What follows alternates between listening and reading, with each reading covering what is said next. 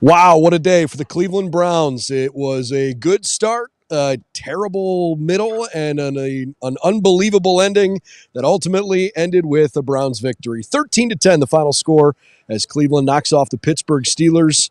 Cleveland is 3-2 in the division. They have beaten every team in the division with still one game left against the Bengals at the end of the regular season.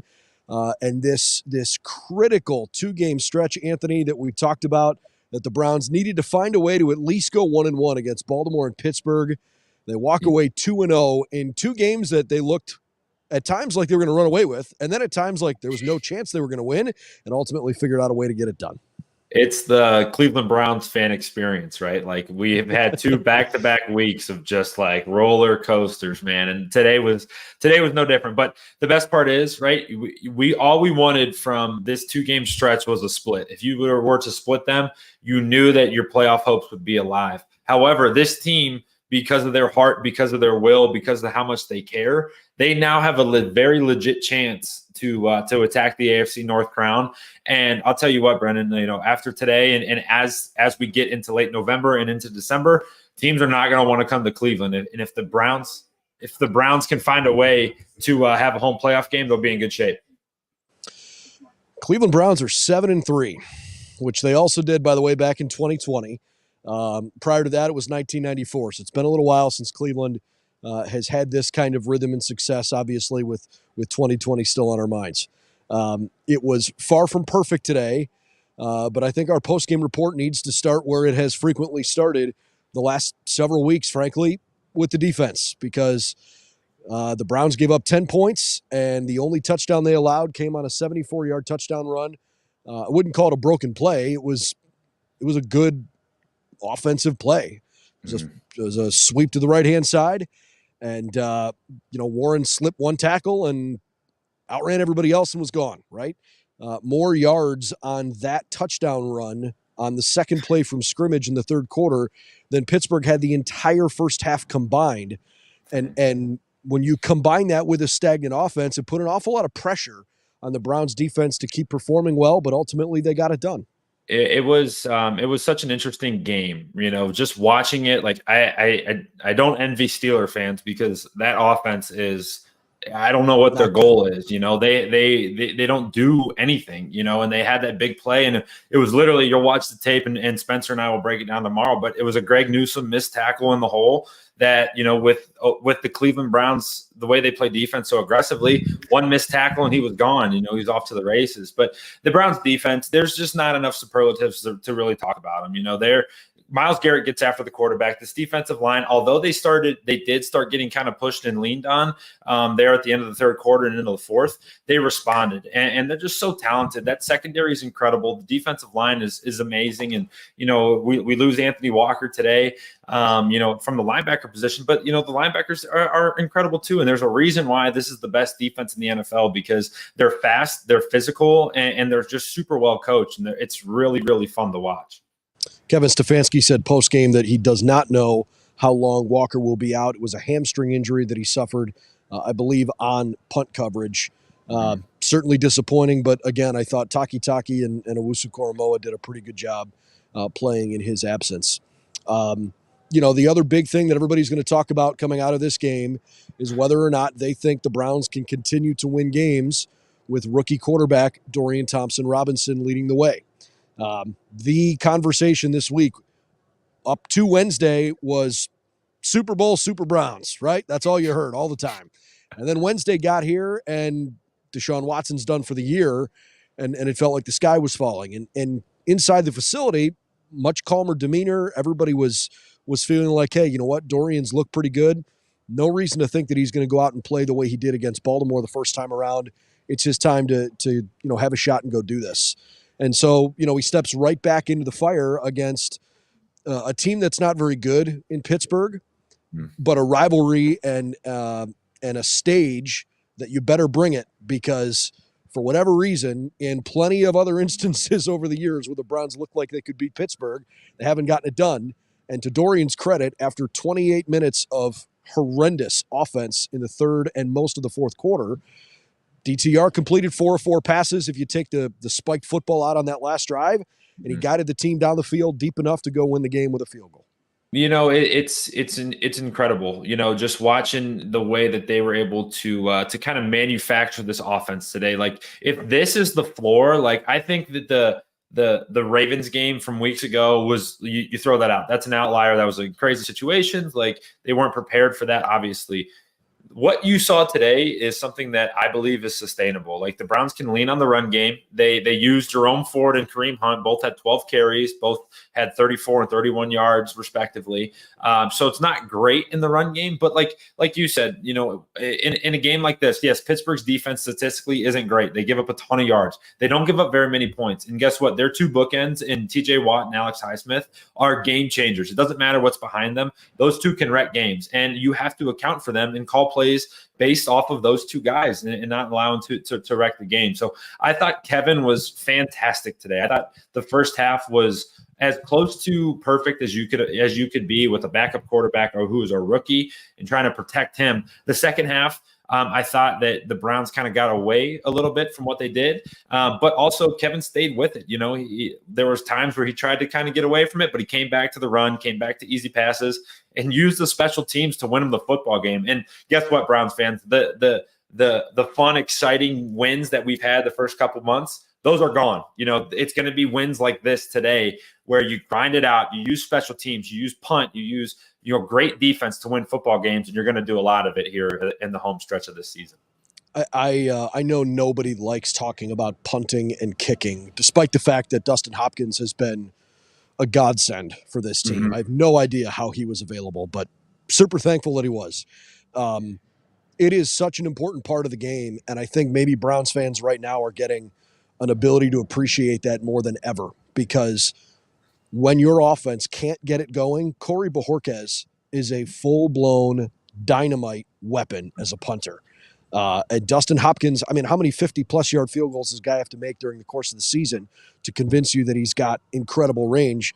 Obviously, today wasn't needed from quite that deep, but still, he's been so reliable. And I think Kevin Stefanski can coach with a slightly more relaxed mindset, knowing that, hey, you know what, if this doesn't work offensively, I've got guys I can lean on special teams, and the defense is going to go play the way they play. I don't know that this is a Super Bowl team without Deshaun Watson at quarterback and without healthy tackles and without Nick Chubb.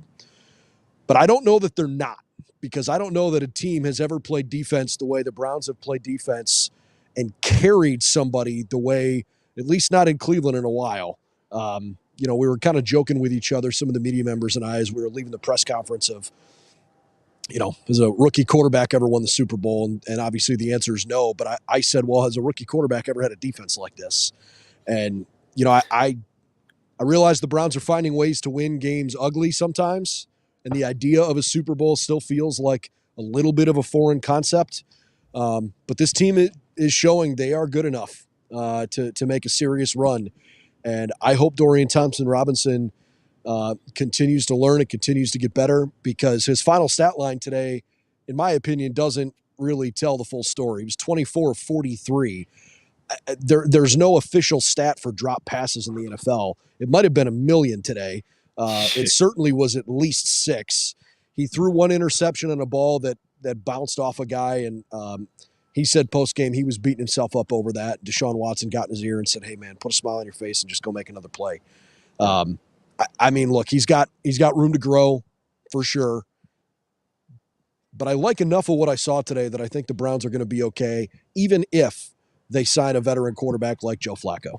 And I'll tell you what, Brendan, if this is his floor, he's going to get better. Okay. So what we watched today, and there was some really great, there was also some really, not so great, but there was also, a handful of drops and accurate passes, and he was making plays and doing what he needed to do. He's only going to get better from here. And to your point, has there ever been a rookie that has had this defense? I don't know, but the closest one is Brock Purdy. And guess what? He was in the NFC Championship last year. There's no reason why this team can't be the same thing. You love what you saw from Elijah Moore today, led the team, 6 catches for 60 today, was awesome, had Do you know what my favorite part of the day was? He has that drop. It's in the second quarter. They're coming to the dog pound. Has a drop, and Dorian goes right back to him. Boom, puts one right on his face mask. He catches it, 12-yard gain.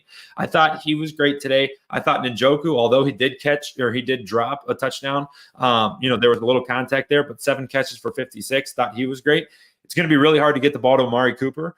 Teams are going to take him away. So it's really good that Dorian was able to find other guys. And I'm telling you what, if this is his floor today, he's only going to get better from here. And what you saw is something you can be very encouraged with, because you can win football games with a guy who gets better from this performance today. I saw a stat earlier this afternoon that was pretty eye-popping. For the first time since 1969, the Cleveland Browns and the Detroit Lions are both at least 7-3. Detroit's 8-2. I don't know if we're bound for a Browns-Lions Super Bowl. It's just kind of funny. But, look, there are good vibes here, and for good reason, because the team is fun to watch. They're likable, and they've got a killer instinct about them when they need it that this city can really identify with and rally behind. It's a lot of fun.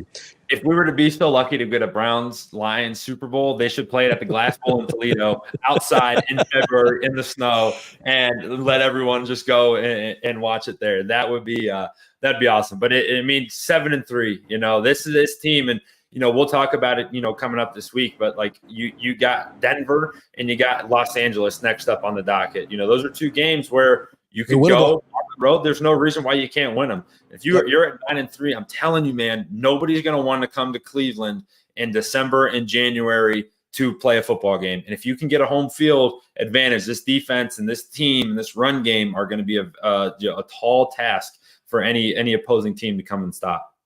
I asked Myles Garrett, we'll wrap with this here. I asked Myles in his postgame press conference, I said, you've got a unique perspective because you've been on Browns teams that haven't been good, and you're playing on a team right now as a focal point of a team that is achieving at a really high level. What is the difference that this team has been able to get over the hump in some of those, really close, nail-biting kind of moments late in games?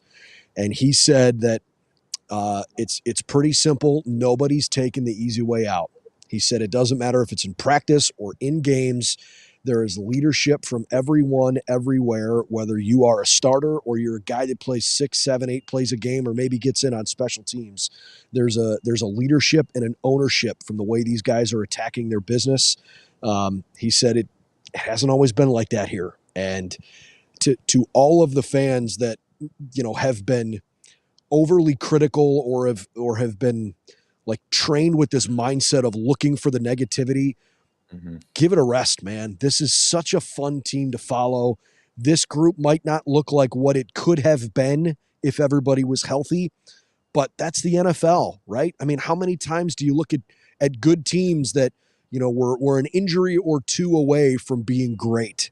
The reality is the Browns are finding ways to win games that I don't want to say they have no business winning, but you would look on paper and be like, no starting quarterback, no starting running back, no starting 2 offensive tackles, banged up here, there, and everywhere else. How are they still winning games? It's because they have that mentality. They have that desire to do what it takes to win those close games.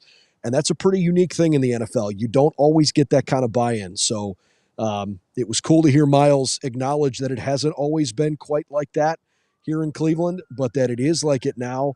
And that he feels this is a pretty special team because there's a pretty good vibe going on right now.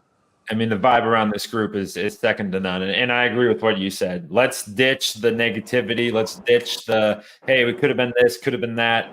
This team is, they love each other. They love the city of Cleveland. They love the Cleveland Browns uniform, the helmet that they put on.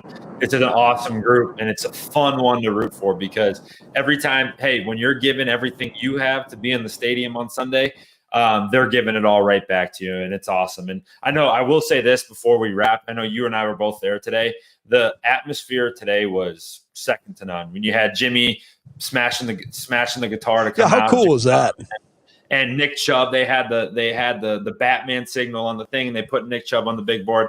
I mean, talk about a group and a team that just in a just a whole organization that feels so bought in from top to bottom, from radio broadcaster to defensive end. Like everyone from there in between, it just feels like everyone is pulling in the right direction for this group. Kevin Stefanski stood up at the podium post-game and said that he's going to hand deliver personally a game ball to Jim Donovan because of how much he means to this team. I mean, how cool is that? You know, for Jim to be down here and firing up the crowd, smashing a guitar at the beginning of the game, to have Gary LaVox from Rascal Flatts rip an unbelievable national anthem, to have a little kid just riffing on a guitar between the third and fourth quarter. I mean, he couldn't have been more than 10 years old, and it was as though he, was already in the Hall of Fame next door. It was a really cool day. Never a doubt, ever. It's always going to be a Browns win. 13-10, the final score. I felt good the whole time, man. I felt good the whole time. What a day. Cleveland got out to an early good start. The defense played great early and needed to hang on late as DTR guided the team down the field for a game-winning field goal drive just before time expired. Plenty more to come over on Browns Digest. We certainly appreciate you joining us for our instant reaction post-game show. But in the meantime, we will have some other video content posted for you on our YouTube channel. We'd appreciate it if you subscribe to that as well. But for all the latest news and info on the team, keep it locked in, brownsdigest.com.